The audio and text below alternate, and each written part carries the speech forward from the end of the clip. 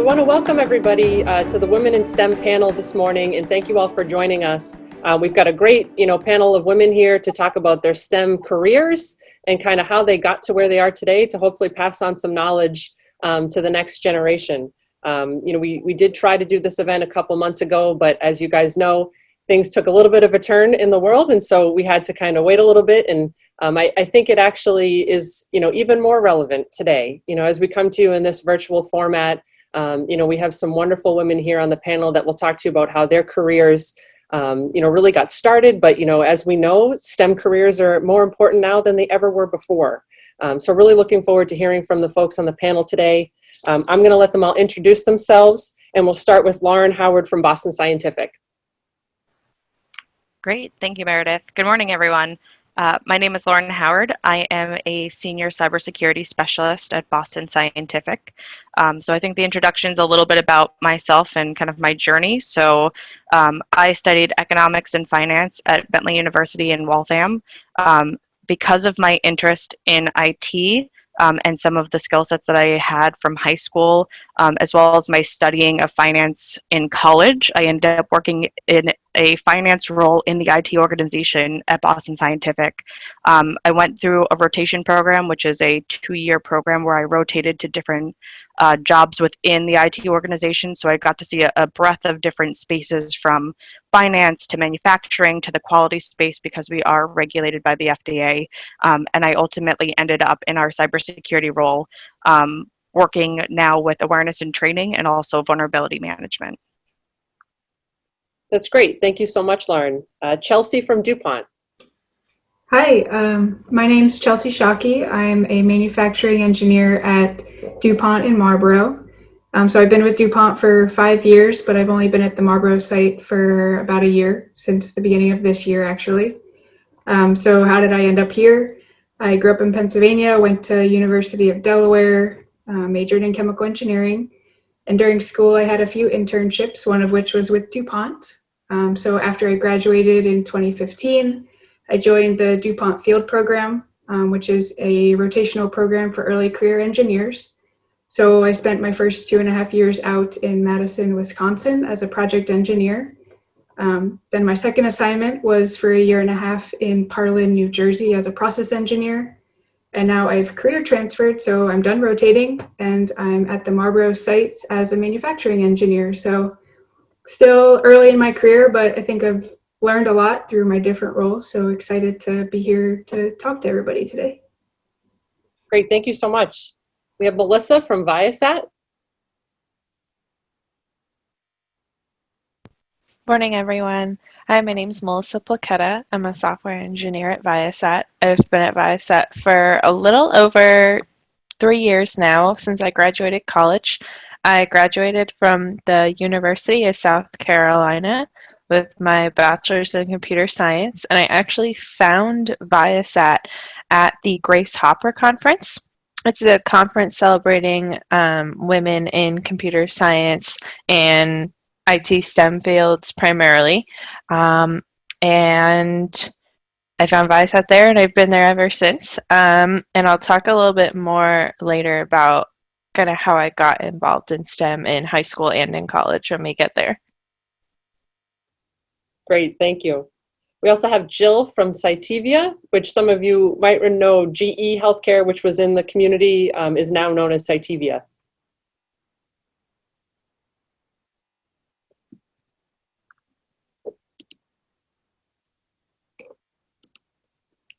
Jill, we have you on mute. Let's just try to get her unmuted.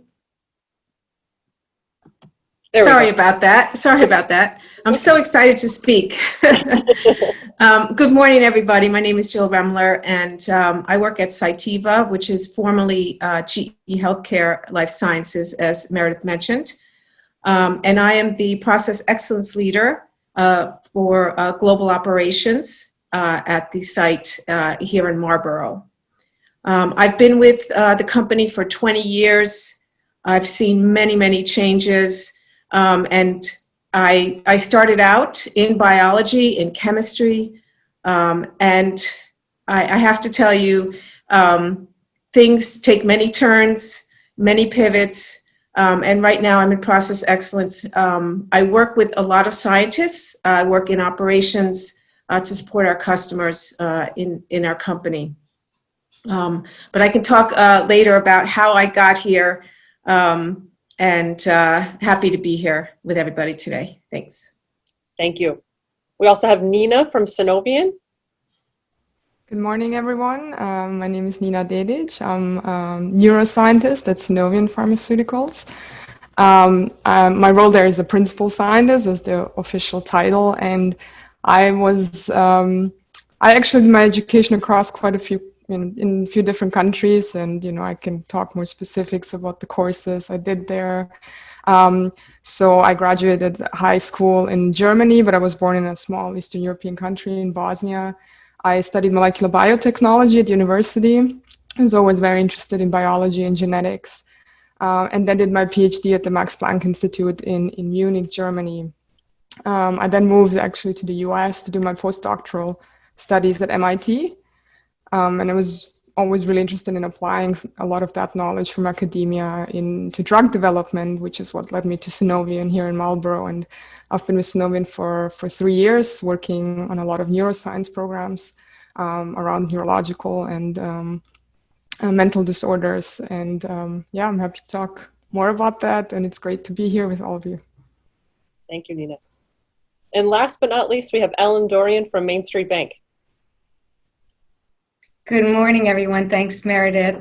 Great panelists. It's nice to meet you all as well. So very excited to be here. So I grew up in the Bronx and ended up going to Long Island University for marketing. So I had no intentions of going into banking. I didn't think that was going to be a very exciting career. So I wanted to do marketing. I ended up, true story, came to a party in Massachusetts from Long Island just for the weekend, and ended up with a job offer and a boyfriend. The boyfriend did not last, but the job offer led me from one place to the next. As I believe it was Jill said, you move through so many different paths through your life. So ended up as the marketing assistant at a small community bank. It was Hudson National Bank at the time here in Massachusetts. And over the course of the next 20 some odd years, recognized that marketing had more to do with the culture of an organization and how important it is to really develop your internal culture to be able to express ideas externally. And so I just started to do some different things. And I'm sure we'll get into that later on with some of the other questions. But yeah, very different path, but very fun at the same time. So thanks again for letting me be here. Absolutely. So as you guys can see, we have a really great stacked panel to bring to you today and have a really great conversation about how all these fabulous women got to where they are. I wonder if anybody else started out a party. I guess we'll find out later on. It's a great story, Ellen. Excited to hear more about that. But a little bit about me. Also, I'm the moderator for today's event. My name is Meredith Harris. I'm with the Marlborough Economic Development Corporation. And for anybody who doesn't know about MEDC, our job really is to sell and promote the city of Marlborough that you guys all live in. And the reason for doing that is to not only keep your parents' taxes low, but also to make sure that companies like the ones that all these fabulous women work at are here in our community, providing jobs for you when you get out of school, and really trying to make connections for you guys to understand that these jobs that we're bringing into the community are available to you. And they're not out of your reach. That's something that I've learned over my years here in Marlborough, is that we have a lot of wonderful companies in the community, that there's a lot of great jobs that are available to the folks that are here. And sometimes people think it's a little intimidating. Oh, I could never work at that company. That's too far out of reach. And, I'm here to tell you, along with all these other great, folks on the panel, that that's not true. These jobs are within your reach, and you should be striving to work close to home. Your commute doesn't need to be all the way into Boston. It can be right here in Marlborough. So with that, I wanted to jump off, and we're going to get started and get into the panel. There will be some time for questions at the end, but we want to give some questions that were prepared for everybody to answer and kind of get the ball rolling. So we're going to start with one that actually came from Melissa. So I'm going to throw it to you first, Melissa. What is something you wish you did when you were younger to help you in your STEM career? All right, well, starting right off the bat. I think something So I want to preface, I've only been in my actually professional career for three years now, so I'm definitely still learning. But something that I wish I had done actually, and spent more time on, was studying computer science more in high school. That's actually how I had got my interest. I took just an intro to programming class, something for fun, something different in high school. I was the only woman in my class, and I think that at the beginning was a bit challenging to overcome, especially in high school. You're still finding yourself, finding out what you want to do.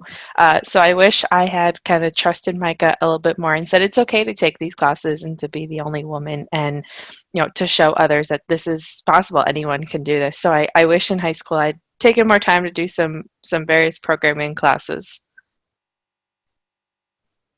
Anybody else that wishes they knew something that they in high school that they didn't know? I would definitely piggyback off of what Melissa said. I too had studied Java and HTML at the time in high school, so I was doing a little bit of programming. I really liked it. There was one or two of us girls in the class, so there weren't a ton of us, and it was intimidating. So I would definitely agree with that, where I wish I had continued on because of that experience younger on, I stopped taking programming classes, and then I went into a different degree in college. But I always had an interest in IT, so I was always doing IT and programming kind of in the back end of things, like at home, like playing around with different things. I wasn't doing it in classrooms. And then I ended up in an IT organization. I went back for my graduate degree and did business analytics, which is all statistics, all programming. So I eventually got the courage to go back and just do it and not care that, you may be one person in the classroom doing it. But I wish I had kind of known that ahead of time, because it could have been, 9 years in the making of my career versus the last, couple years. So, Lauren, did you find once you were out of high school, did you have more females in your classes in college? yes and no. So I went to a business school that used to be an all-boys business school, but in general, the college itself was 50-50 boys and girls. So there was a lot more representation of females. Some of the classes definitely had more representation, and I know, at least from the specific university that I went to, Bentley, the female counts are increasing. So there's definitely more representation in what would have been the traditional, like IT business programs, the finance and economics and accounting programs. So you're definitely seeing a lot more females, and I'm glad to see that. So by the time that I got to grad school, it was definitely more of an even split in the class versus, when I was in high school and there was 2 of us in the Java classes versus undergrad where maybe there was 5 or 10 of us in a class of 30, and by grad school was a little bit more evenly split. So I think we're definitely seeing an evolution of it. That's great. That's great. Jill, how about you? Anything you wish you knew when you were younger? Yeah, thanks, Meredith. Well, first of all, without trying to date myself, when I was in high school, I took typewriting classes, not Java or HTML. A little different. It's a little different. But I think the really, really important thing about when you're in high school is to follow your curiosity and follow your passion, and to really take advantage while you're there of any classes that are offered that might be a stretch goal for you, that might be a little bit more, you might think, well, I'm not sure if I can handle this. Just go for it. I wish I had done that. I was a little intimidated by some of the classes, the extra biology classes, the AP classes. Just go for it. I think it's really important to get that experience when you're in high school, and it can lead you on a path, can kind of leap over and get ahead to get closer to your goals and where you want to be as you grow up. Chelsea, how about you? Yeah, so I think I'm going to echo what a lot of these other women have said, but some of the most applicable classes that I took in high school were some of the extra elective classes. So I took a C++ programming class in high school that was hugely beneficial to me in my engineering classes. And not all of my classmates had taken programming before, so that really put me a step ahead. And another elective that I took was a biochem class, just random elective senior year, and that really helped me out. So don't be afraid to go after some of those elective classes, especially the ones that are beyond just the typical math and science classes that we all have to take.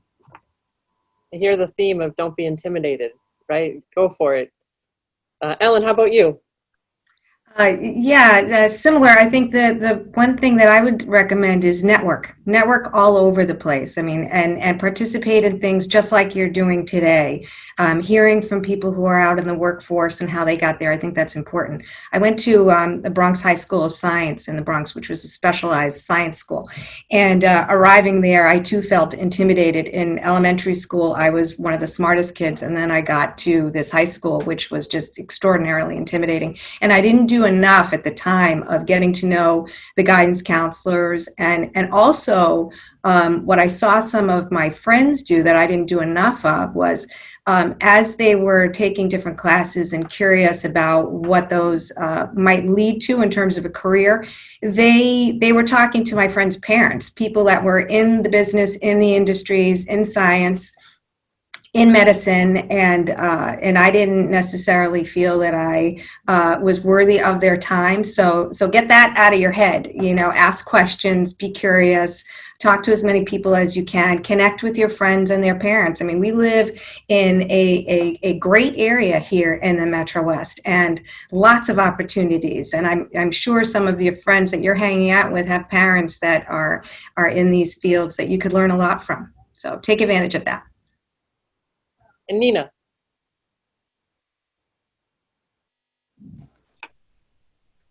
Sorry, I have to, am I unmuted? Yeah.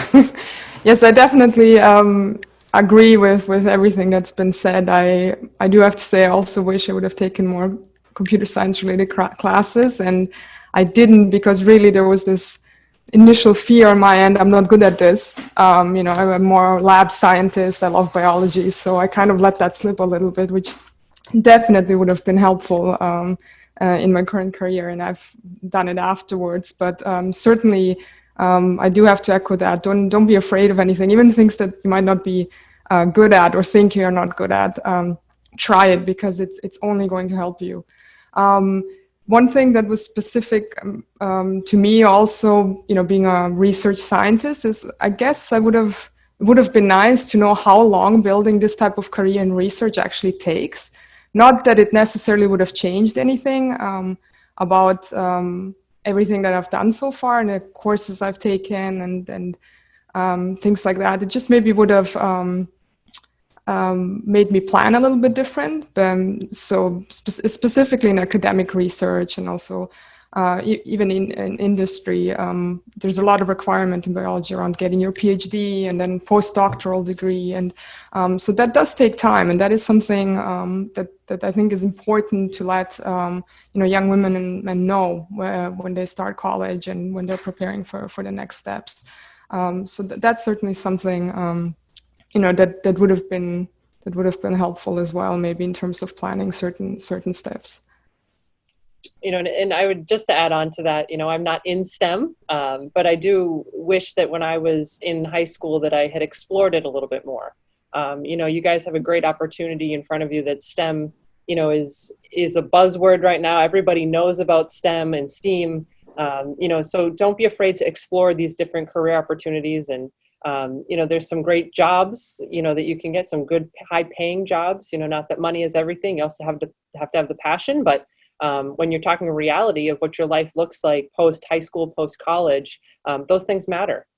So definitely you guys are in the right place, and it's good to see, you know, a lot of young women in particular, you know, exploring this field. So let's take it back a little bit. So we're going to ask, how did you get to where you are today, and kind of take us through the progression of your career? And we'll start with Chelsea. So I think I covered this a lot in my intro, but I joined the DuPont field program out of college, which was really shaped where my career has taken me so far. So I've been with DuPont for 5 years, and I've had the opportunity to work at 3 different sites in 3 different roles, all within DuPont, which has been great as far as building up my resume within the same company. How did I get into chemical engineering. Well, in high school, I liked chemistry and math. And so I took that into college, into chemical engineering, and then just, explored more while I was there and ended up joining DuPont. So, yep. Great. Jill, how about you? Take us through how you got to where you are today. Oh, okay, sure. So I just want to say where I am today as a process excellence leader, I don't do anything with science. And that's where I think it's important to know that things change and things, you should just go after whatever it is that is your passion. I started out in college. When I was in college, I had no idea what I wanted to do. And so you're taking different classes, history, philosophy, general science. And when I took my general science course in biology, I just fell in love with it. I really loved how things worked, how the body worked, how plants worked. And then got very interested in science, in chemistry, and how molecules work together. And really fell in love with that and ended up majoring in chemistry, actually. And then I did something that I think a lot of people don't, and I really encourage this. I took a year off between college and graduate school. And I traveled. I went to Europe and I traveled, I worked, and really got to know myself. Then went to grad school. I got a master's degree in plant biochemistry. And after that, joined the Peace Corps, and actually worked in forestry, I was in South America, in Paraguay, and I helped women there plant trees. They were carrying firewood. Firewood was their major source of energy to cook, to clean. And I was there for 3 years. I learned the language, and that was a really wonderful experience. I learned more from them than anything that I could give them. When I got back, I ended up getting a job in biochemistry, in medical biochemistry in New Jersey, at Rutgers University, doing research there.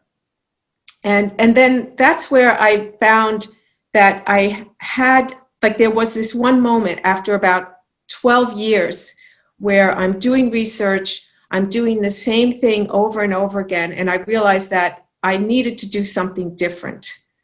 And actually found a job supporting the products that I used to do research at AMSA Biosciences, which became GE, which is now Cytiva, and supported the products. And then as I was working on, I'll never forget this, my first day on the job where after training, I was speaking to a customer on the phone, and I was terrified that I wouldn't tell them the right thing to do with their experiment. And it was really difficult to make that switch. But I pushed on and actually fell in love with talking to people on the phone, helping them out, supporting them. And then fast forward to now, I was supporting customers, and then actually moved into management, a management position, managing the people on my team, and then working my way through different projects, working in customer service, and now working in global process excellence, which is really helping to put together the operations of our company in all of the steps, from placing an order for a product from a customer all the way to shipping that product and making sure that that product is working for them, and all of the steps in between. And I love my job. It has nothing to do with science. I'm not doing biochemistry. I'm not doing experiments, but I'm helping the customers that do, and especially now in the time of COVID, where probably about 80% of our customers are doing vaccine research or diagnostic COVID testing research. And I just feel really, satisfied. My job is very satisfying to know that I'm supporting people that are doing such important work. So that's how I ended up where I am today. Sometimes it takes something like a global pandemic to, really realize the magnitude of the things that you guys are doing every day. So Yeah. it's fabulous. Ellen, take us back to that party. Yeah, crazy party, but yeah, ended up there, and as I mentioned, got a job which was actually a sales job, and not my favorite thing. I was selling insurance, pretty much door to door. But the boyfriend that I met at the party ended up knowing some people who knew some people, and so that's how that works, right? And ended up with my first real marketing job. I should say that there was a time that I did hotel appraisals, and that was fun. I got to travel around the country a little bit, and that was in college through a college professor of mine who was also working at that same organization. And it really, I enjoyed that because it was I met a lot of people. It built up my confidence in terms of being with people and engaging in different conversations. So that helped. And so then, back to the party. So ended up at Hudson National Bank in marketing. And I stayed in marketing for many, many years until I moved over to Marlborough Savings Bank. And it was as a result of a mentor. And I know we're going to talk about that a little bit later too. But moved over to Marlborough Savings Bank. And it really became very clear to me that marketing, the advertising that we were doing we really needed to make sure that the culture fit what we were saying out to the community. We're a 160-year-old community bank. We're now called Main Street Bank as a result of a merger.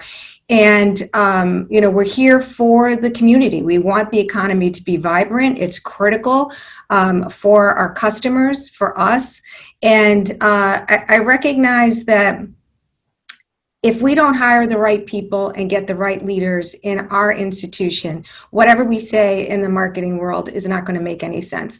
So I completely stopped looking at the org chart in terms of where I wanted to go, because I knew that at some point, I think then I was the vice president of marketing, there was only so much more room in terms of an organizational structure.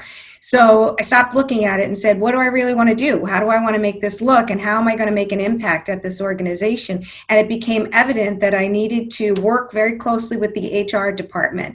And that sort of was the catalyst for change in our organization that allowed me to then oversee the HR area to recruit and retain high quality employees to be able to fill the positions in our front facing positions that would be helping the community, right? Leaders, people that were very passionate about what was going on in our community. And then it all started to jive and come together. And I was having so much fun at it that I just kept doing more. I just kept doing the things that I loved. And it started to get recognized. It was noticed from my mentor at the time, Rick Bennett, who was the CEO and president then, and then from the merger. So it really took this sort of get out of your own way, get outside the box that you think you have to put yourself in, and follow what you love to do, but make sure that it ties in with what the needs of the organization are. And if your values align, then it all gels together. And that's sort of what happened. I just kept doing more, and I kept trying to work on the alignment of the organization, making sure we were delivering the right products and services to the community, helping us grow, and then was recognized for those efforts and became president a couple of years ago. It's great. We're very lucky to have you in that position at Main Street. Thank you. Absolutely. Lauren, how about you? Yeah, so back in high school, I really enjoyed the coding aspect of it. I really enjoyed math. As I said, I was a little intimidated to continue on the computer science route, so I stuck with the business and the math side of it. So I went into finance and studied finance and economics.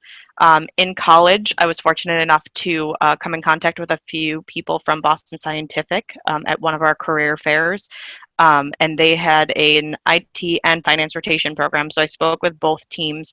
And because I had that interest in IT, I stuck with the IT route of the rotation program.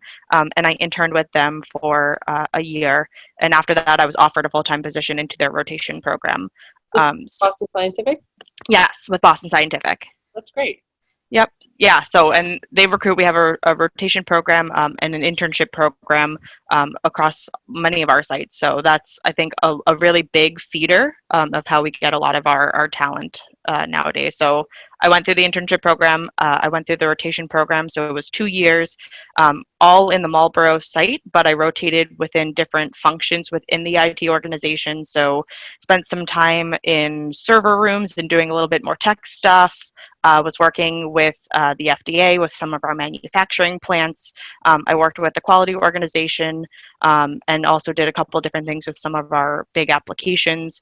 After that, I landed in a role in our contracting space. So doing some strategic sourcing and working with some of our vendor contracts because I did study law as a minor in college. So was there for a couple of years, and because of some of the network that I had built, so I've been with Boston Scientific now for almost 9 years. So just over that time and having rotated across different teams, both knowing people within IT as well as within our different business functions, a resource had told me about a new space that was coming up in cybersecurity. They were looking for someone to help develop this role. They asked me to come on over. So I interviewed for the role and I was put into the position. So if you had asked me, back in high school, would I have been in a cybersecurity role? Most likely not. I don't even think I was thinking about cybersecurity at the time, but I absolutely love it. There's always a new challenge, especially in today's 100% virtual world. So it's a very interesting space to be. But yeah, it was a blend of just trying different things, as well as just having that network of people to help kind of bring me along and show me some opportunities that were available to me. Well, and I think, that's great to hear that you went to a career fair and internships. I mean, those things work. Yep. Right? There's job fairs that are happening in the community and all those different things that, encourage everybody to get involved and to do the internships because you never know where it might lead you to. Yep. Yeah, that's great. Melissa, how about you? Yeah, so I got started in high school, like I said a little bit earlier. I know one of the ladies had mentioned networking with friends' parents. I was pretty fortunate. My father actually was a software engineer, and he still is today as well. And he had said to me when I was picking my classes, I was a sophomore in high school, and I was picking my classes for junior year. And he said, I think you should take Intro to Programming. And I said, no, Dad, I don't want to be like you. You just type numbers all day, and it's boring. Mm-hmm. And he goes, no, I don't. I think you'd like it. I think you'd be good at it. And that's kind of how I got started. I took a Intro to Programming class my first semester junior year, really liked it, signed up for the second one. Decided this is something I wanted to try more of, and I signed up for AP Computer Science my senior year and honors C++ programming. So I kind of just did a full dive into it. And then what really helped me out was I grew up in southern New Hampshire, and there's a company there called BAE Systems. They have a large headquarters in Nashua, New Hampshire. They partnered with my high school to offer like an intro to STEM class or program, I should say, to high school seniors, specifically to women looking at the STEM fields. And for weeks, my AP computer science teacher was coming to me saying, I think you should really do this. I think you should really do this. And I basically thought I didn't have a chance to get accepted because you had to fill out an application. The day it was due, about 2 hours before school ended, I said, all right, fine, I'll fill it out. I'll see what happens. And that really was kind of my introduction. I ended up getting accepted to the program, and I spent, I believe it was 8 or 9 weeks going to their different engineering sites and meeting different folks. Kind of as some of the ladies have said, that led to an internship for myself, actually. I actually ended up getting an internship from there, and I interned for a few summers. And then my senior year of college, so fast forward many years, like I said, I went to college for computer science. I applied to go as part of our College of Engineering's trip to the Grace Hopper Conference. So some of you that are in high school may have heard of it. It's basically a ginormous conference. It is actually going virtual this year, celebrating women in the computing fields. And it was there that I met a number of companies. They actually have a a massive career fair, again, to talk about the importance of career fairs. They have a massive career fair, and this company, Viasat, reached out to me, and I was interested in learning more about what they did, so I talked to them there, and my background was a good fit for some of the positions they were looking for. I interviewed a few months later and was offered a position. I took it, moved to Marlborough, Mass, and I've been there 3 years now, and in my relatively short compared to some of these other lovely women career, only 3 years. I started off just as a general software engineer, and I did that again for about 3 whole years. And then this past summer, I was actually chosen to be a software lead of a project that I actually started off on when I first graduated college. So I kind of came back full circle. I've done a number of projects, but I came back to what I first started on. I'm now leading the team effort. That's great. And again, it's all about knowing people and putting yourself out there and getting to know people and learning, and you never know what someone might be able to share with you. So, again, go to those things. If it pops up, make sure you attend. Yeah. No, that's great. Nina, you want to take us overseas? Yeah.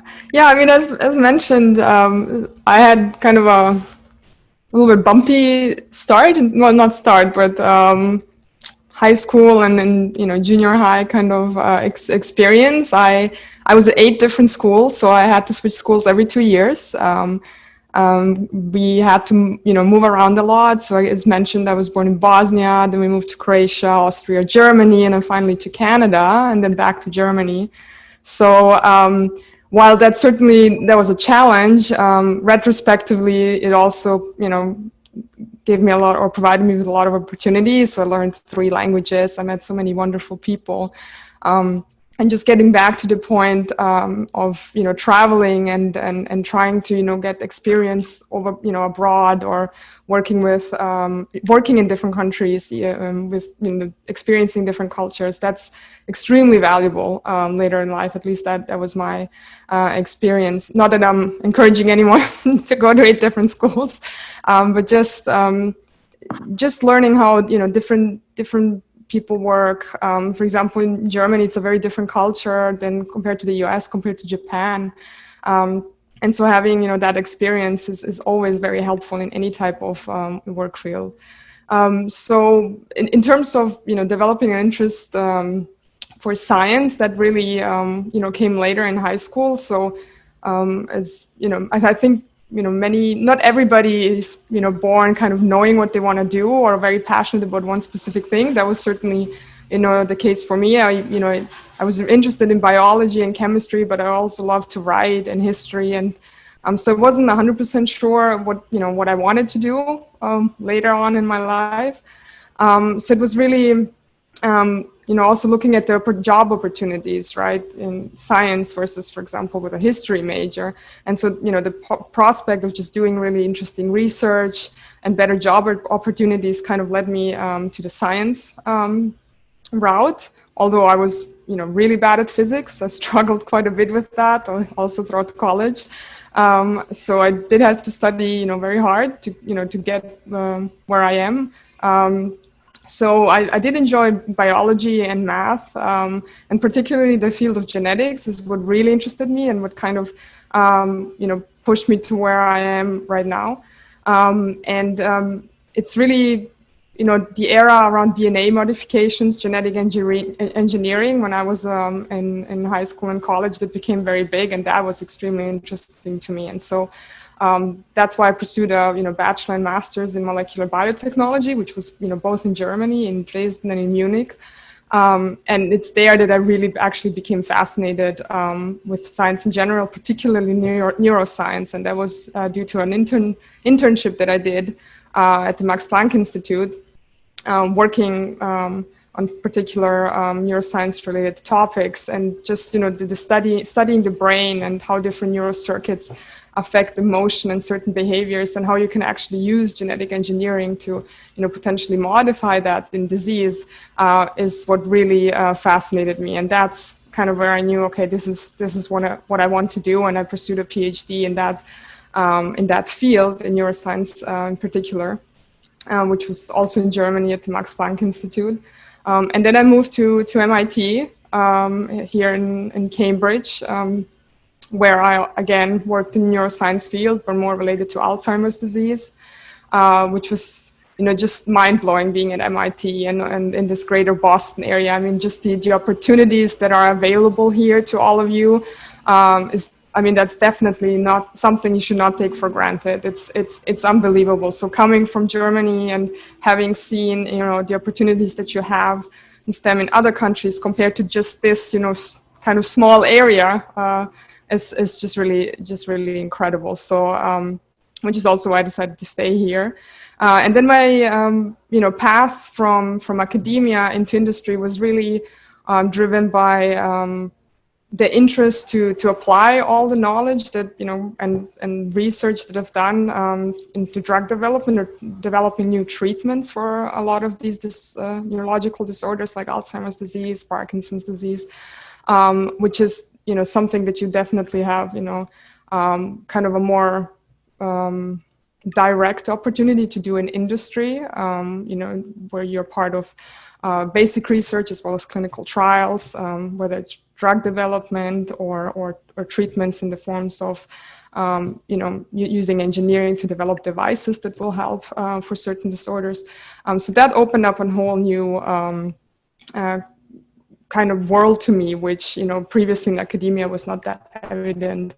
And just also the kind of the working with academia still together with industry is also something that's really incredible here in the Boston area. The ability to do that. You've got Harvard, MIT, all the other universities, BU, Tufts, everything in the area here, and so much industry and collaboration across these. That's something that's also important to know, and definitely something to pursue also in if you're interested in science and not just science, any other field as well. So yeah, and then that is how I got to where I'm right now.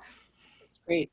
Yeah, and again, to your point, Boston and Cambridge, it's kind of the epicenter of, STEM and life sciences and biotech.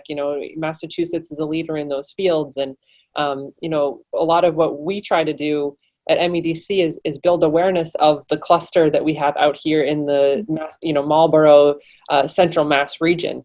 To your point, Nina, there is an abundance of opportunity. There are many, many companies in the community that, sometimes I don't think that people even know they're here. So that's why it's really on us as a community and community leaders to make sure that our students and their parents know that these places are available. And, there's great colleges in Worcester, there's WPI. I mean, there's a lot of wonderful opportunities that are within reach. And you can go to some of the best schools and work at some of the best companies in the world right here in your own hometown. So I think that's really exciting for people to know. So I want to dig a little bit deeper into something that we've already, touched upon several times, but mentorship. We've talked about networking, that's really important, but, a little bit more about mentorship. Is there somebody in your career that, really has stood out to you or really led you to where you are? And I'm going to open it up to anybody that feels that they can really bring something to this conversation, because I know that's something that's very personal. So anybody on the panel want to jump in about mentorship? Ellen. I've got two sort of mentors that I'd like to talk about. The first was my father, and it kind of leads into something else we'll probably get to later. Is he was a gentleman who grew up in Hungary, and during the 1956 revolution escaped from that country to come to the United States. So he had in his head a very clear understanding or appreciation of the opportunities that were here, just as Nina had expressed earlier. So I was the oldest of two. I have a younger brother, and he instilled in me this sense of, you can do anything. You just have to set your mind to it. So it didn't matter that I was a girl. It didn't matter that I was small in stature. He was very, very, he was a powerful man and a powerful mentor for me in terms of letting me know that everything was available, particularly in a culture that was traditional. When I think about some of the people that we hung out with and the families that I was connected to, it was very traditional for girls to, learn how to cook, learn how to sew, learn how to do those types of things. Nothing wrong with them, great skills to have. But my dad really pushed me into be a leader. You have the traits to be a leader. Do what you want, and don't think of the restrictions that others seem to be placing on you, because they did. And so he was fantastic for me. And then in the business world, it was Rick Bennett, who was, as I mentioned, was the former president and CEO of Main Street Bank. He's now retired. I met him in the 80s at a different organization, and just a very kind, very warm, interested person. Was always there to run ideas by, was always there to kind of, hey, what do you think about this? And somebody who just pushed me. I didn't have a lot of confidence early on, and he was always there to sort of give me that little bit of lift. And we had a relationship, we still do, that spanned over 30 years. And it was a wonderful, healthy, respectful, encouraging relationship that I am forever grateful for, because I'm not sure, given that finance is typically a man's world and traditionally has been, that I would have felt compelled to just step in and step up as often as I did if I didn't have that bit of encouragement from those two mentors, my father in the back of my head, and then certainly Rick Bennett, who has two daughters of his own. So I think that helped a little bit for him to really connect with women and help them reach their potential. So doesn't that say a lot about both of those men, that during a time in our history where women breaking into the some of these fields was not particularly easy, that they were there to give you a lift up. That's phenomenal. Yeah. Anybody else that had a special mentor they want to talk about, or the importance of mentorship? Melissa? Yeah, so I actually, funny timing on this, I actually gave a tech talk to over 100 college girls on Friday about the importance of mentorship. So I'm definitely very passionate about it and see its importance. There's a couple people. In high school, I mentioned I took those introduction to programming courses, and then those, advanced and honors programming courses. My instructor in high school was actually a woman, and so although I was only I was the only girl student in the classes, we had a woman instructor, and like I said, she pushed me to do that high school women in STEM workshop, and she really kind of was just there to show, hey, I've been doing this now for a long time. You can do it. Anyone can do it. And always just kind of was there and helped support me. Actually, even in college, all throughout college, every time I came home for a winter break, I would go and visit her for an afternoon and fill her in on how the stuff was going. And then in college, I actually found support through a lot of our student organizations. There was a brand new organization that was started my sophomore year, I believe it was, of college, by a few of my classmates who I knew well. Two wonderful women now doing awesome things in the STEM field. And they started the Women in Computing student group. And it was just really nice to have a support group of women to kind of work together, to talk through classes, to talk about stuff that was going on in our field. And then, had their support throughout college. And, in my professional career, in our Marlborough office, we have a little over 100 folks. It's one of our smaller offices, but both our current general manager and engineering director are both women. And I've, been able to meet with them pretty regularly and get career advice from them. They both at one point were, working part-time while also, being a full-time mother at the same time. And they've talked a lot about that before.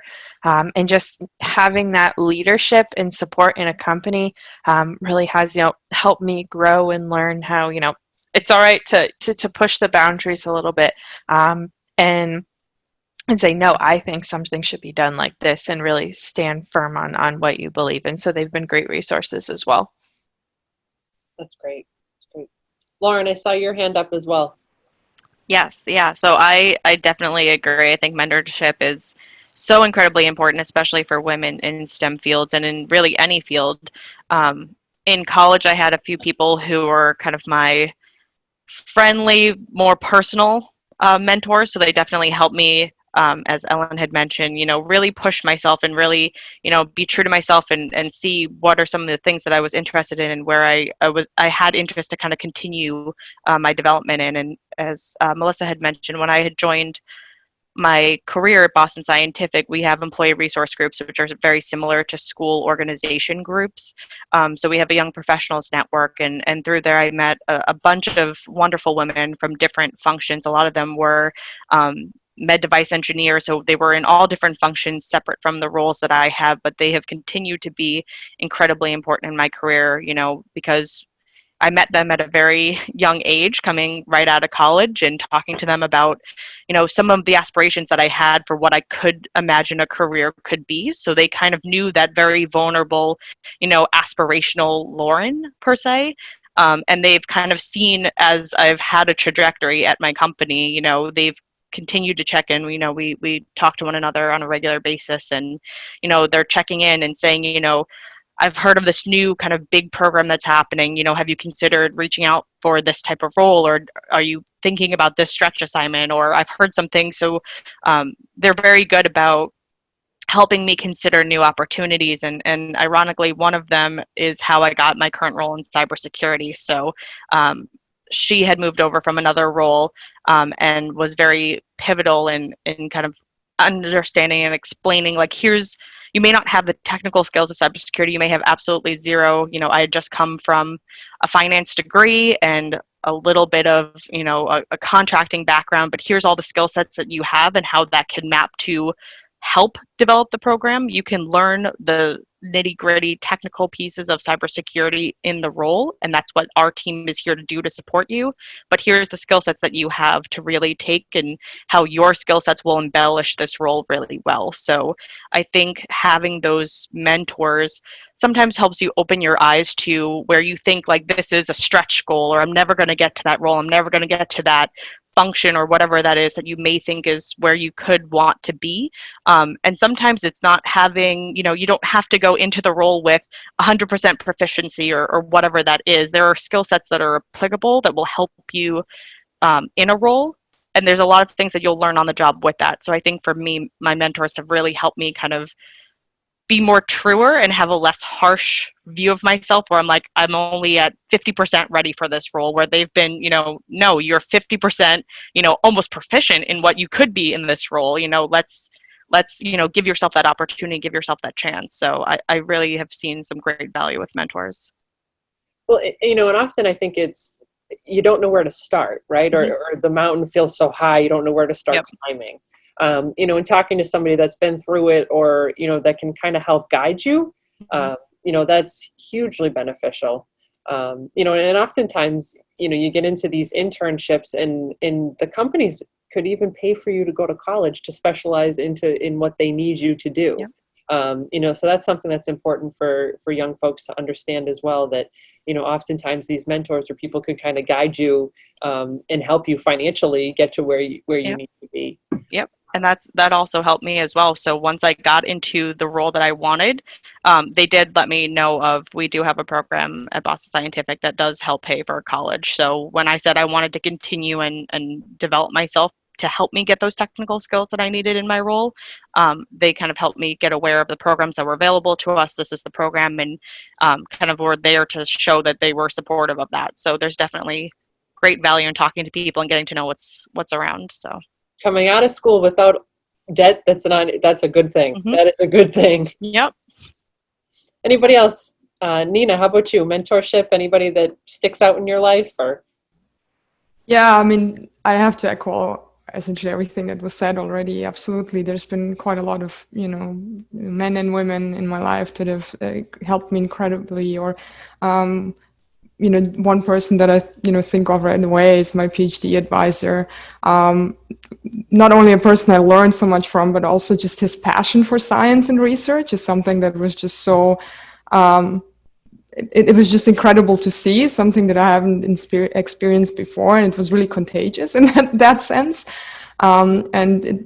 What really actually got me, to pursue the career as a researcher, because obviously there's a lot of struggles there as well, and and a long career path. But then, when you saw all these, PhD advisors or later on supervisors, or just other researchers in the field, and how excited they are about what it is they do, it was just incredible. And that's definitely something that drove me. And all the long days in the lab, or even nights sometimes, when you get that one experiment to work, and you kind of gets you that one step further, it's just really a feeling that's just so great. It is essentially what drives you as a researcher in science. So that's definitely something, like this passion about the work they do, the mentors, just in addition to everything else. That's, I think, really important, and something that, all of us as mentors probably right now as well should strive to do. But certainly also the opportunities, right? So right now, in industry especially, our CEO or our executive leaders all are really very supportive of everything in addition to the work we do, like speaking at international conferences, or pursuing, additional trainings, maybe not directly related to the particular job we're doing. And that's something that is really, really important just for your own career and personal growth. And having mentors and managers that are supportive of that encourage that is really important. do all of you find that is more prevalent today? People that are willing to kind of step out of the box and help, and that you see it all around you. That's an abundance. I'm getting a lot of nods. That's a good thing. That's good. Jill or Chelsea, want to give you both the opportunity if you had anybody in particular that you wanted to speak about. Yeah, I can give a plug. So having mentors that you look up to and maybe are more advanced in their careers is certainly important and critical in how you progress, but also peer mentoring has been very helpful for me so far.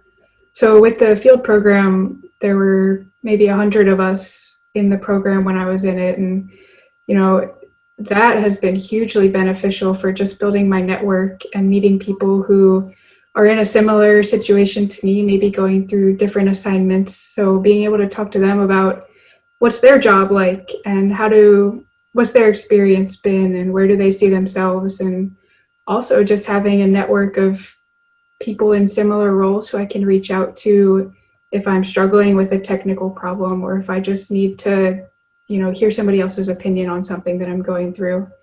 I think having people that you can talk to openly and get real feedback from, whether they're more advanced in their career or if they're your own peers, I think that's been very helpful for me.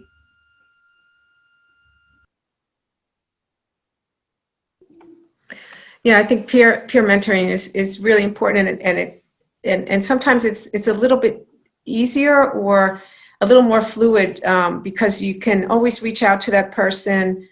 They can give you feedback, you can give them feedback, and it's not so it's not so professional, if you will. But I do remember one manager that I had that, he was, on the executive committee, and I always thought that, all of the leadership, all of the managers that I had were very, very strict, very kind of cold, but he was very warm, and he showed me that I could actually be myself and still be a leader. I remember one time setting up for a small conference and I had to put out the booklets and things like that. And he came in before and helped me do that. And I was really shocked. So I think it's really important to find people also that you can connect with, right? To kind of make sure that your mentor is someone who really believes in you and can help bring out those skills and values that you have that are maybe hiding inside you because you're just not sure. It doesn't seem right. But a mentor needs to be someone who can help you be yourself and guide you in that way. That's great. So we're going to switch gears a little bit and talk about any challenges. Obviously things have not always been, bright and rosy, and the path is not always easy, right? So are there any challenges that you faced, along the way? And Lauren, maybe we'll start with you.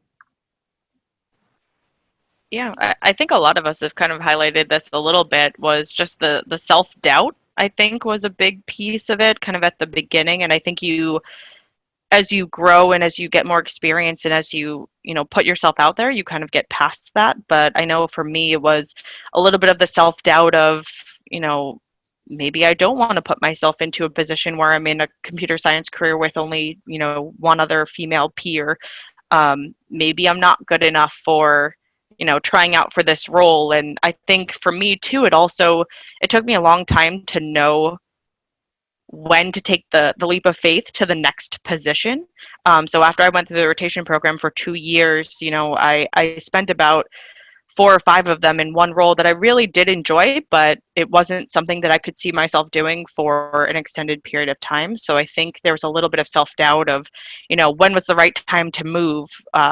Where should I have gone?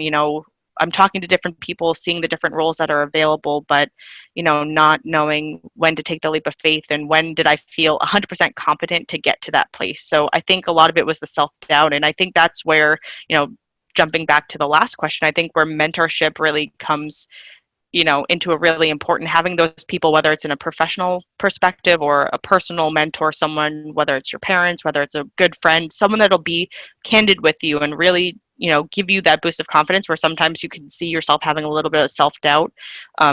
I've been fortunate to have enough people in my life, both male and female, that have really helped.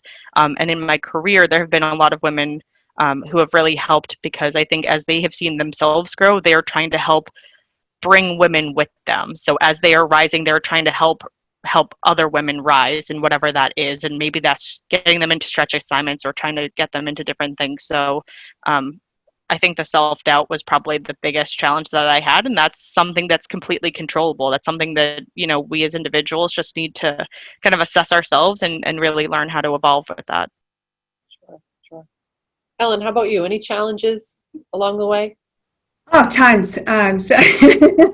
But I think in terms of career, I always found that there are always people that you're going to run into that don't necessarily have the same set of values that you do, and that there's this conflict that exists. And one of the things that I try to do, and it kind of goes back to mentorship also, being able to take some criticism and not letting that completely deflate you. I mean, some people can deliver it very well and others don't have that skill set, but that's okay.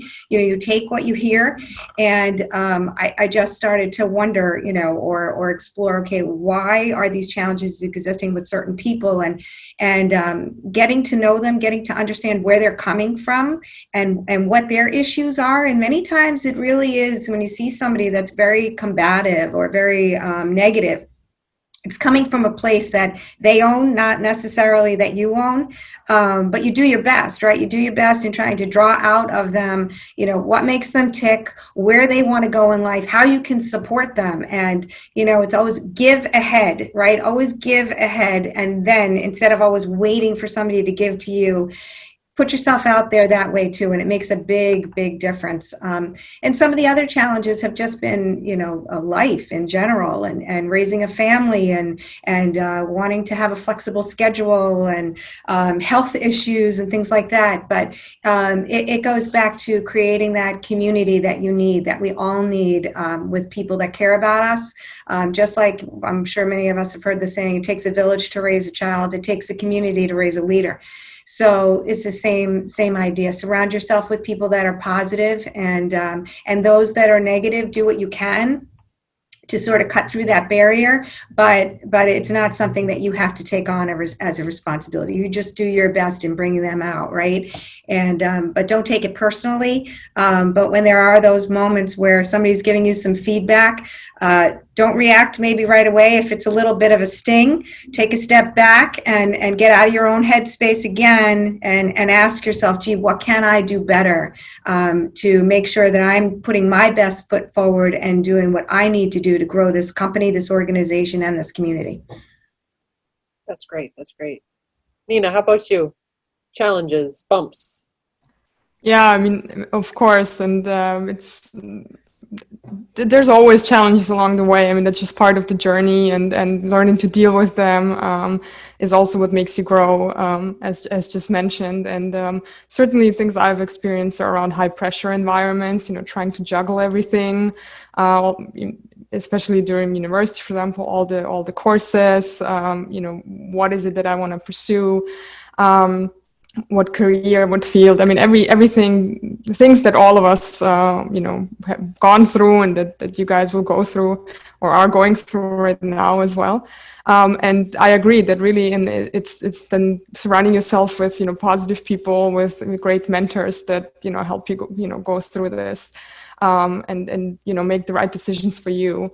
But the other thing that I think is really great nowadays, which maybe was not to the extent when I was in college and high school, is being aware of the career opportunities that you have in STEM. So all the kind of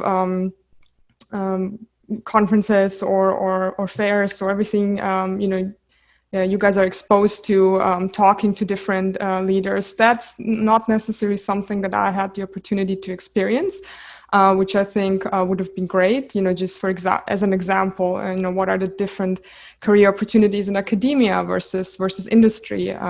Talking to these people that have worked in both fields or in one, maybe doing even small internships or doing the summer breaks, whether it's in high school or college, to kind of get an experience for different jobs or different areas of research. So I think there's a lot of that nowadays, and definitely something you should that you should take advantage of, because it definitely gives you some insight into, how are the people, or what types of people am I going to work with? What does the job look like? And it can definitely provide you with a lot of information. And so that's something that, retrospectively, I think would have been really great to experience to the extent that, high school and college students get to do nowadays, and that I think was a bit of a struggle, especially in Europe, or in Germany particularly. It's the university system is very different than here. So after high school, you essentially have to decide what it is you want to do. So you either go directly into med school, into grad school. So you kind of have to decide, do I want to be a dentist, or I want to be a medical doctor, an engineer. You don't have these, couple of years to take a number of different courses to decide what it is you want to do. So that's something that's really great here. And something you should take advantage of, and talk to people. The networking thing comes back again. It's really, really important to get a sense of, what the right thing is for you. It takes the pressure off a little bit, right? Also, definitely, yeah. Yeah, because sometimes, making those kind of decisions uninformed, can feel like a lot. So that's a really great point to be informed. Jill, how about you? I think my biggest challenge was maybe just getting over the fact that I had something to offer, that I had what I thought might be actually the best way to deal with something or to go forward. And so I was always looking out for, I wanted just to be accepted. And you really have a tough time getting ahead in that case. You really have to find your own voice.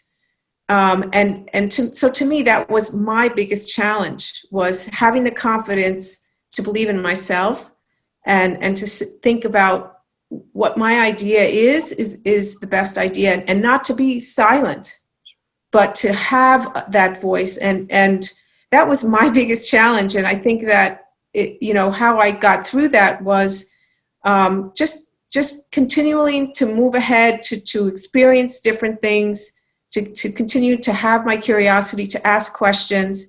And again, going back to mentorship and just having people who believed in you more than you believed in yourself, to guide you through that. And to me, that was my biggest challenge. Melissa, how about you? Yeah, there's been a few moments in my life I can recall. I feel fortunate that when I started college, I had a decent software foundation already, again, from those courses. So I felt actually maybe more confident than I expected to when I went into college, which I think helped me out a lot. But there was a moment after my sophomore year had ended, and I was kind of done, primarily my gen eds. Nina had mentioned that the system's a bit different here. I took a lot of gen eds freshman, sophomore year, and was really getting into the meat of my computer science courses. And there was a moment where, I started to see that the number of people who I started, day one freshman year had kind of dwindled a bit. And I was saying, can I keep doing this? Am I essentially, again, to echo what everyone said, am I good enough to keep doing this? And it was actually my boyfriend, now fiance, but boyfriend at the time, that had said, he's like, you just do your own thing. He's like, you've always done your own thing, like you show up, you do what you want to do, and people kind of just watch and go like, all right, I'll do what I want to do too. Like you've always kind of made your own path. I wouldn't worry about what anyone else is thinking. And it's kind of stuck with me, all throughout the years. And it's nice to have that support. And then, same thing too, when I got into the professional world, about 3-4 months in to my career, I made my first commit to mainline. And as many people are familiar with, I broke the build. And there was a gentleman who worked in the office right down the hall from me. He came over. I had met him once. I'd only been there 3 months, and he just said politely, "Hey, just want to let you know, you broke the build." And I immediately started being like, "Oh no, why did anyone let me do this? Like, I can't believe." He goes, "Nah, it happens to us all the time." Hold on. But it was actually, sorry, mean? say it again. What does that mean? Broke the build? Sorry. So when I commit code to the main enterprise, there's a build that runs after every single commit to make sure you didn't break the products we're building, And I broke it. My code broke it. Which, by the way, back in the day when we were a lot smaller, if you broke the build, you had to bring in donuts the next day for everyone. But that aside, later that day, there was actually a gentleman who I'd never talked to before, never met before, who sent an email to everyone on my team, including the leaders of the program I was on, saying, "Why did you let her commit this? This was a silly mistake." And that was kind of one of the first moments in my career where those thoughts came back, where I went, I can't do this. And, kind of going back to mentors, I didn't mention him earlier, but there's a gentleman who has been in the company 30 years now, who gave me a call. Within 5 minutes of that email, he gave me a call, and he's like, delete the email. He's like, don't even think about it. You are capable of anything you think that you can do. And he goes, this is unacceptable. And he chatted with the individual, and he later apologized. He said, I'm sorry, I was just upset. But, I think it's really important, again, there are a few moments you'll have that will make you think, is this right? This is hard.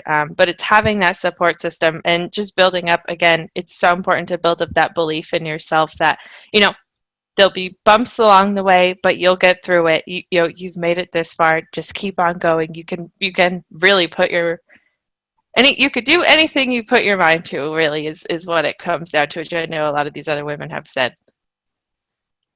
So Chelsea, we'll end with you. Any challenges that you faced?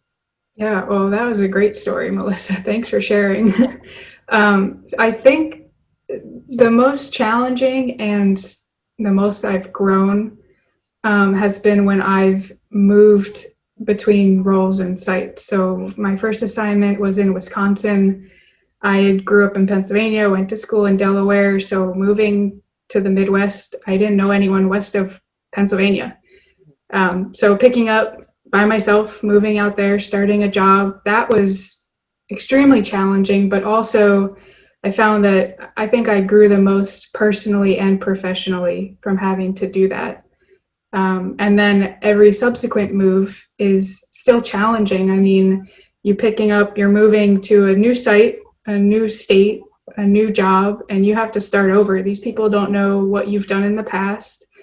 You have to reprove yourself every time you move to a new role, but because of that, it can make you stronger. I mean, every time I've moved to a new role, I've built up a little bit more self-confidence, which all these other women have talked about. I've built up a little bit more credibility and just building up the skills to be able to, pick up a new role and hit the ground running faster and faster every time. So plus, not to mention the network I've made along the way. I mean, I've got friends and colleagues and all over the country now, and I feel like I've grown the most personally and professionally just from the challenges I've faced from moving around to different roles. That's great. That's great.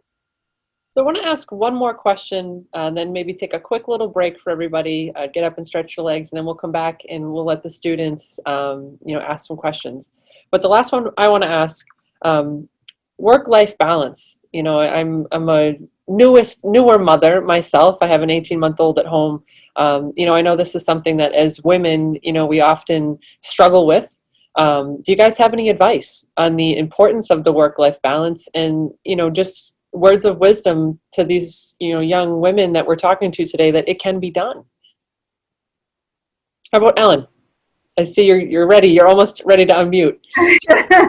Sure. I'm a big believer in order to do your best, you have to bring your best self to work or to whatever you do. It doesn't matter what you are trying to do, whether it's being a mom or a friend or a leader or a scientist.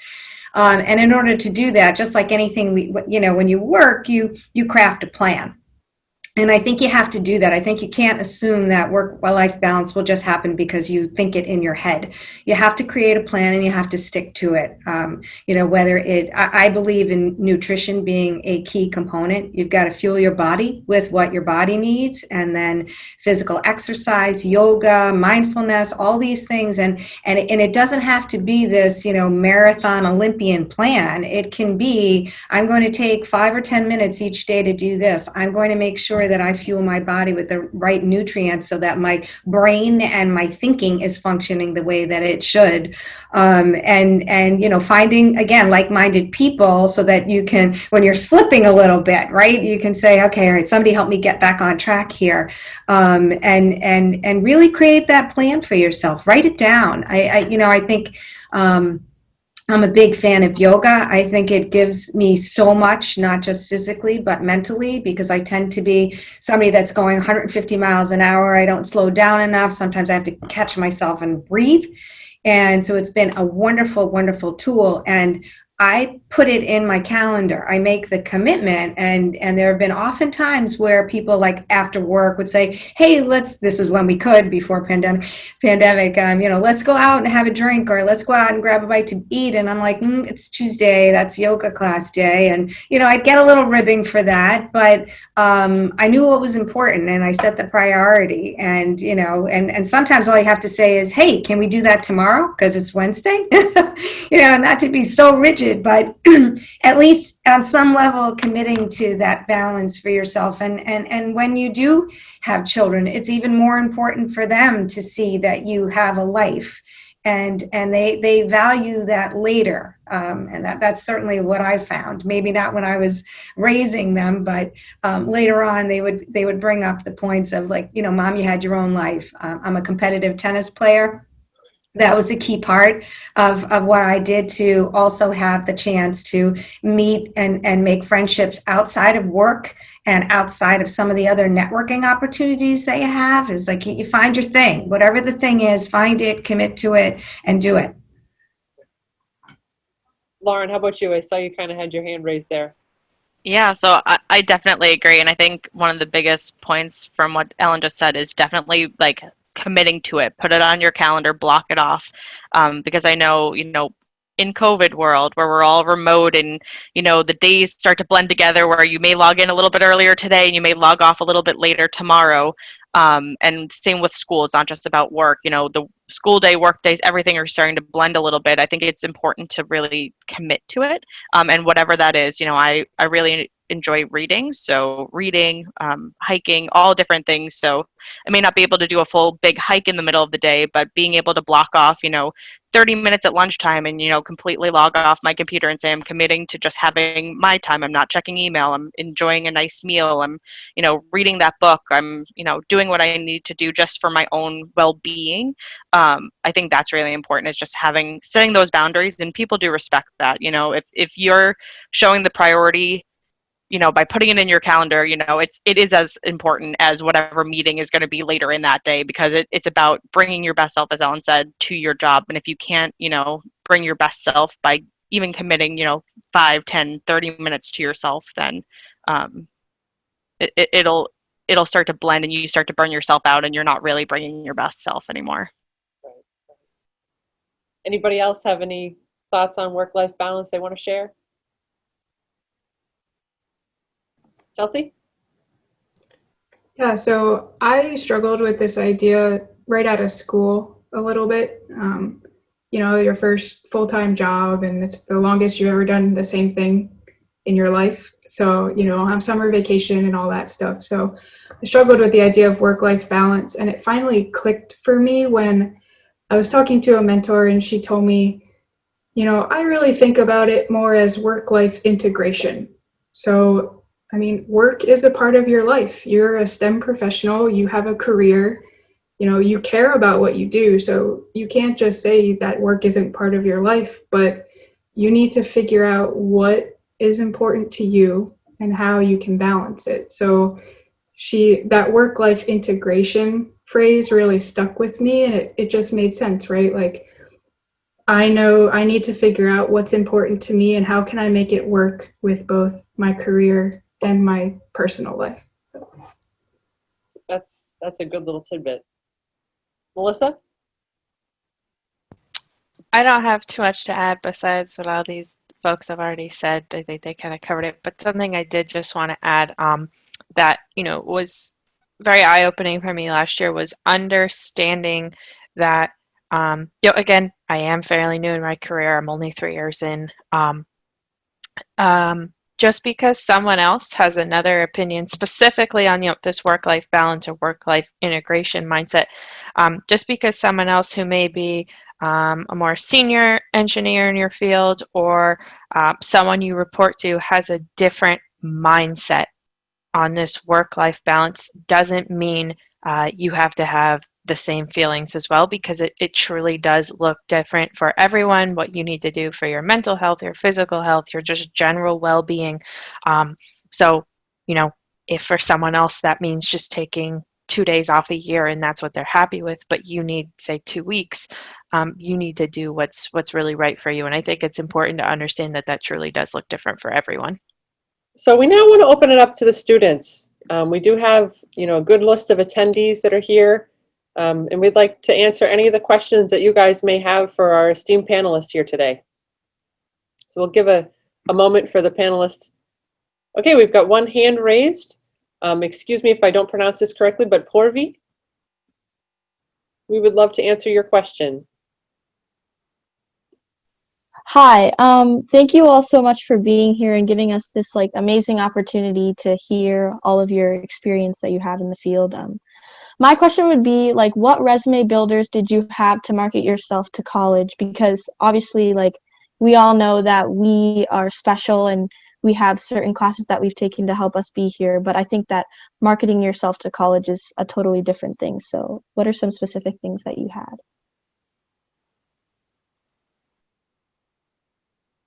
I'm going to open it up. Anybody who would like to answer?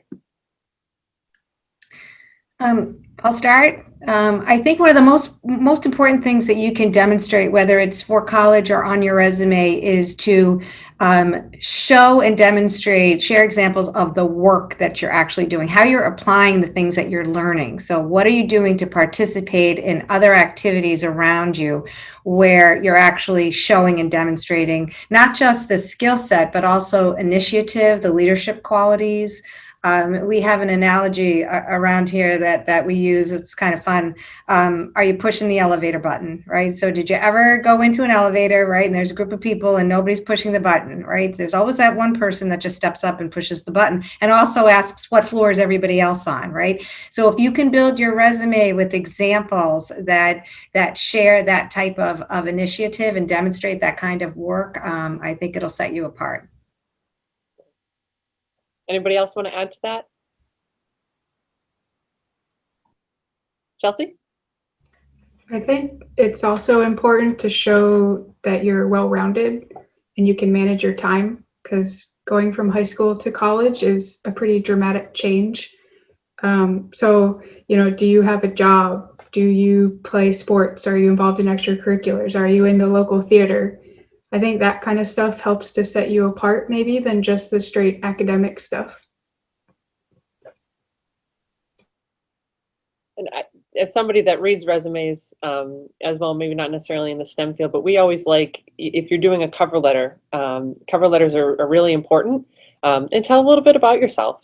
Sometimes the resume alone doesn't tell enough about you as an individual. So I think that that's always important to let people know, because a lot of times it's important that you have the education and the experience, but also that you're a good fit for the culture of the company that you're looking to be a part of. So we've got another hand raised. Kim Sue, we'd love to hear from you as well. Hi, can you hear me? We can. Awesome. First off, I want to thank you all for being here. You're all amazing women, and it's great to just see successful women in STEM. It's really inspiring. So my question is kind of going off of Corby's question. I'm a junior now, and I'm just kind of starting the college process. Is there any advice you have on choosing a college, what to look for in a college? It just seems very overwhelming right now. You're not alone. That is often something folks say, but Lauren, how about you? Do you have any advice? I think, it's completely overwhelming, and I applaud you for going through this at this time now, because I know it was definitely overwhelming when I was looking through it. But I think it's kind of sitting down and just, acknowledging the things that are important to you and what that means. So for me, I was very interested in coming to the Boston area. I'm originally from New York. So, I really enjoyed the collegiate area here. I was looking for a school that was well acclaimed, that had a good business school, that provided opportunities for not just a rigid business program, but also they had a pairing liberal studies major that kind of allowed for a little bit more of the creative marketing, kind of that blend of very financial business focused and more kind of liberal studies. So for me, it was, these are the things that are important to me and what I think would be beneficial. I didn't want to go to a very large university. I wanted classes to be kind of small. I wanted to be able to have good relationships with my professors and be able to feel like I could talk to a professor. They would know who I am in a classroom rather than a huge lecture hall. So I think it's, if you start setting down some criteria that are really important to you, it doesn't need to be all specifics of this region explicitly, this major explicitly, but I think it definitely helps you kind of open up that conversation of what schools actually do check the boxes for the opportunities that you're looking for. And I think for me also what was really important was talking to my guidance counselors or other people, and I'm like, now that I have the set of criteria that I'm really interested in, talking to that guidance counselor, talking to people like my parents or others that I knew that I could trust and who had my best interest in mind, to help guide me in those different directions of, oh, you're looking for a smaller college in this general area that has these opportunities, here's some options for you, to even get me on the ball rolling. So ironically, the school that I ended up going to was not on some of those original lists, but because I started looking in those suburban areas outside of Boston is how I found Bentley. So I think it helps you narrow that very wide scope that you start out with. But I think having those important criteria and talking to people that you can trust to help you narrow that will definitely help you. I have kind of a follow-up question to that as well. Do you find that your peers, have you all come from the same, type of schools, or do you have a mix of, state schools and, all different types of schooling? Do you find that with amongst your folks that you work with every day?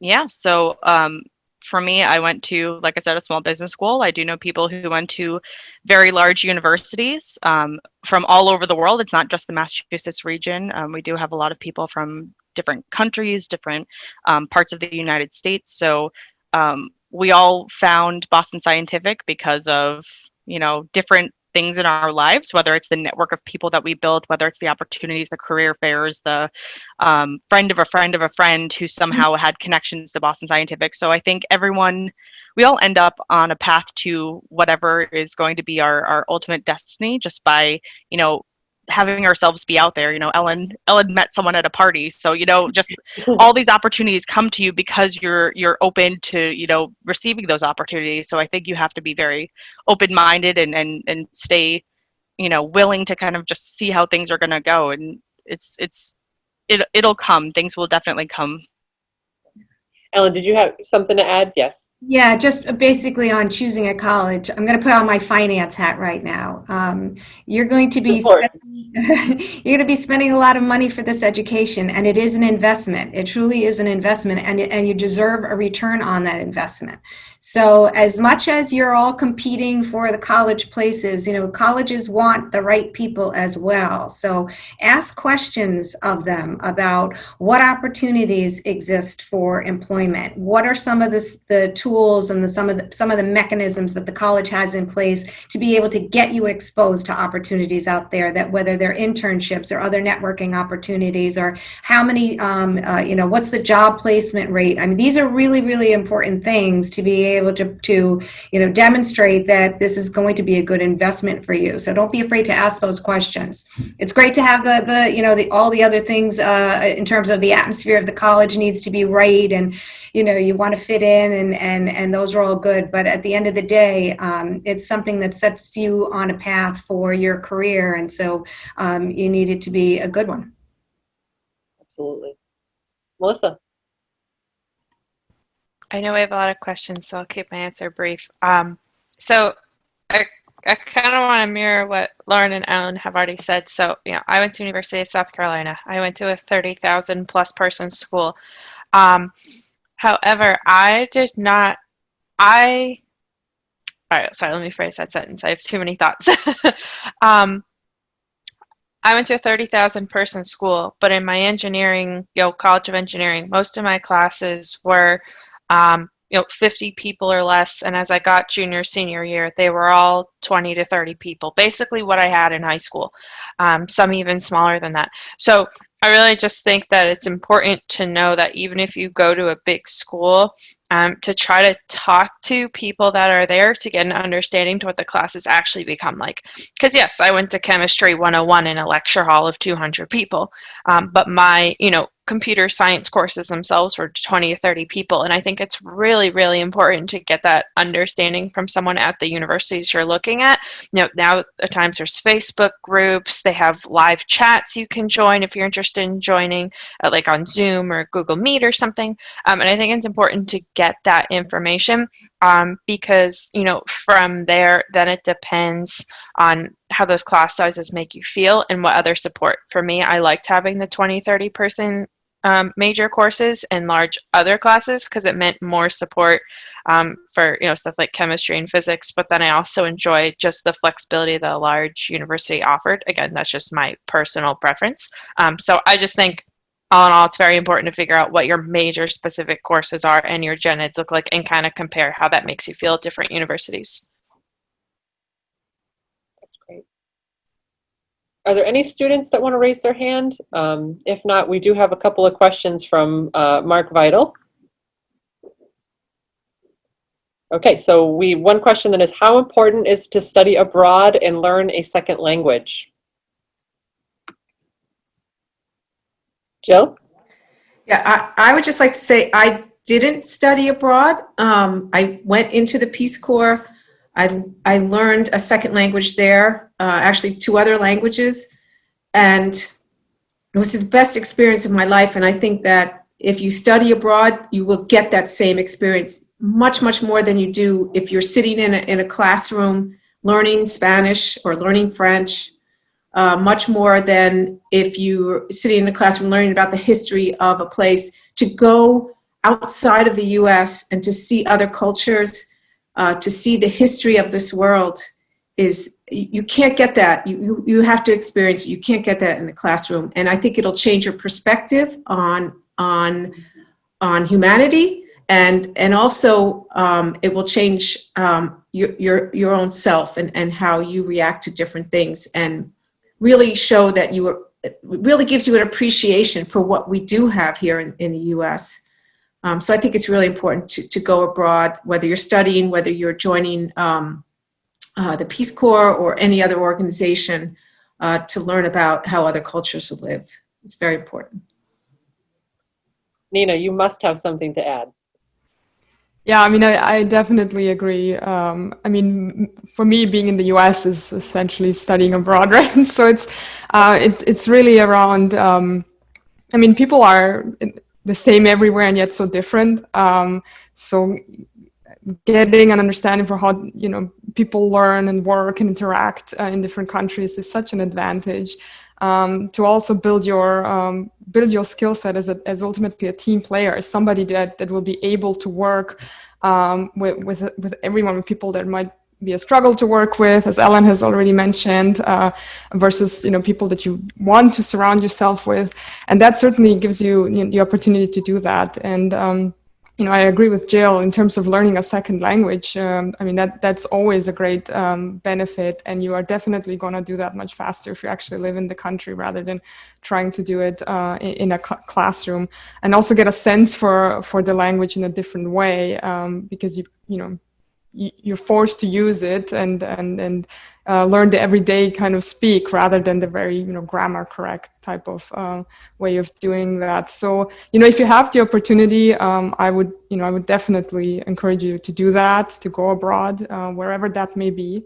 And obviously it's not as straightforward and easy for everyone to maybe have that opportunity, but if you do, and even if it means taking some time out or off from what it is you're currently doing, it will definitely benefit you later in life and during that time of your life. And it's a lot of fun. I mean, it's just great, right?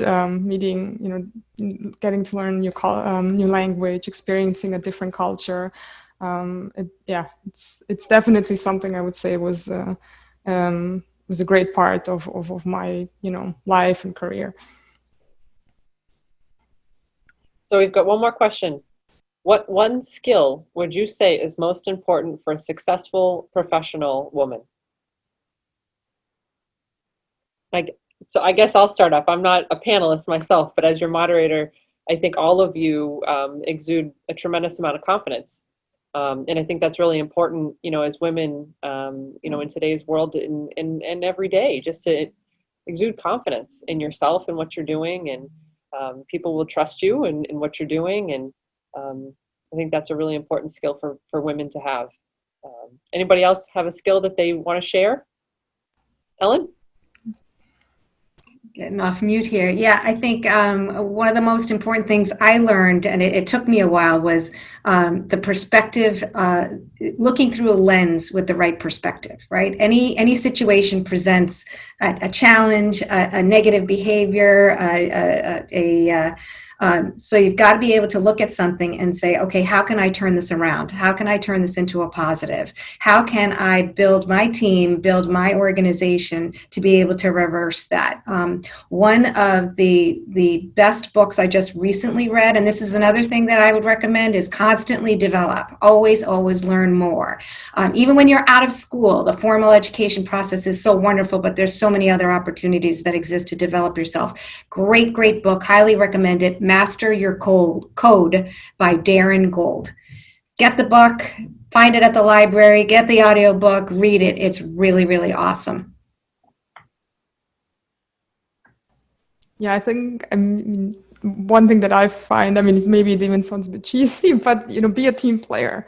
Okay. You are, as I've mentioned before, you're going to see, especially as you advance in your career, you cannot do something on your own. You cannot, accomplish something truly meaningful on your own. You need a team. You need to work with that team, or lead a team, and that's just something that it requires some time to learn how to do, to be very efficient in that, deal with different personalities, to ultimately achieve the goal that everyone's trying to achieve. So it is really important, and also during high school and college, whenever you get the opportunity to work in groups, right, on a project or whatever it may be, embrace that and try to make the best out of it, contribute, and see how you can help others. And if you agree with someone, you take that as a learning experience. And Alan's already mentioned that, how can I work with this particular person better if that's something that you're struggling with. So that's definitely something I think is really important. Lauren, one skill that's important for professional women.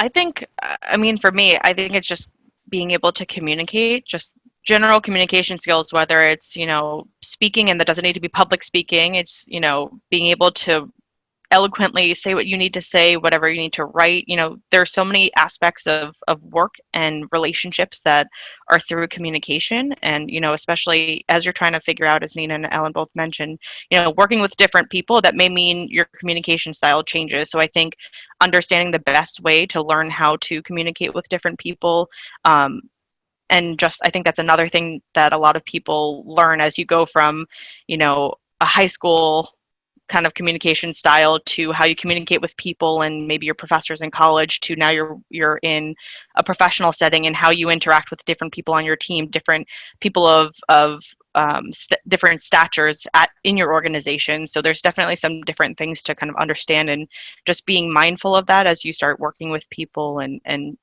continuing to learn. There's tons of books out there that talk about, different communication styles, and, how that then integrates with different people skills. So I think it's incredibly important, not just for women, but for everyone in an organization to better themselves. Absolutely. Any of the other panelists, one skill you think is important? Melissa? I 110% agree with everything else everyone has said. You kind of took all the ones I was thinking as well. But something that, again, has really helped me and takes time to learn. I wouldn't say it's a one-word skill, but understanding to have patience and take time with things. In my newest role as a software lead, that's really become something I've learned I have to work on a lot. You can sit in a meeting with an individual who tells you something is incredibly high priority. We have to start it right away. And my mind is immediately like, how can I break this down? How can we work on this? And then 2 hours later, I'm in a different meeting with someone that says, oh, a customer called half an hour ago. They want to do it this way, right? So things are kind of always changing, in work and personal life, and just take a step back and think through things, and understand that this looks different for everyone. So be sure, to do your own research first, and get the information you need before, making decisions.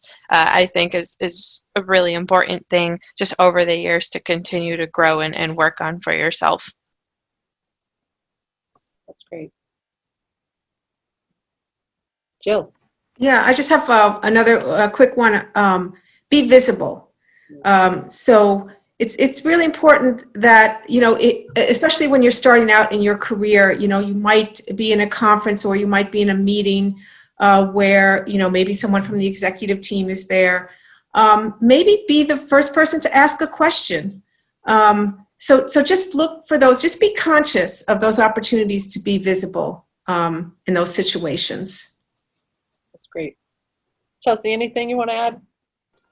Yeah, so everyone has taken all of my ideas, but I'd say in one word, be adaptable. So things will go wrong. Actually, as an engineer, that is pretty much why I have a job. So how you react when things do go wrong and your ability to problem solve and to work with people from all walks of life. And also, I do like what Jill said. Make sure that people know what you're doing. I mean, say what you do what you say, and do it on time. That's great. It's important. You know, it's important to people to be able to trust that you're going to do the things that you say that you're going to do. And, you know, again, be confident in who you are and what you're doing. So with that, if there's no more questions from any of the students, I'm getting a note here from Mark. He wants to make sure everybody knows that we're having another panel discussion next month entitled Blacks in STEM.